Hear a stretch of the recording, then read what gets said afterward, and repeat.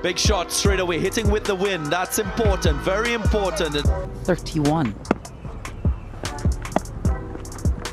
Oh, he's bowled him! ফুরিয়ে যাননি Shakib, bat ও বল হাতে নিজেকে প্রমাণ করলেন আরও একবার। দর্শক, বিস্তারিত জানতে ভিডিওটি না টেনে সম্পূর্ণ দেখার অনুরোধ রইল। গ্লোবাল সুপার লিগের আজ প্রথম ম্যাচেই মুখোমুখি হয়েছে সাকিব আল হাসানের দিল্লি ও শক্তিশালী সেন্ট্রাল স্টাগ। টসে জিতে প্রথমে ব্যাট করার সিদ্ধান্ত নেয় গুজরাট।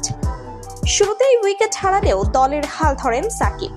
একের পর এক চমৎকার স্ট্রোক খেলতে থাকেন তিনি। 38 বলে 54 রানের এক দুর্দান্ত ইনিংস খেলেন সাকিব, যার মধ্যে ছিল 6টি চারের মার ও একটি ছক্কা। তার ইনিংসেই ভর করে নির্ধারিত 20 ওভারে 162 রান তোলে দিল্লি।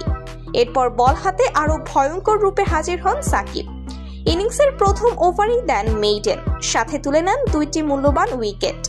পরবর্তী 3 ওভারে আরো আগুনে বোলিং করে তুলে নেন আরো 3টি উইকেট। ফলে 4 ওভারে মাত্র 12 রান দিয়ে 5 উইকেট শিকার করেন তিনি।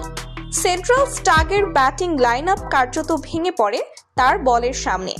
18তম ওভারে 145 রানেই গুটিয়ে যায় সেন্ট্রাল স্টাগ।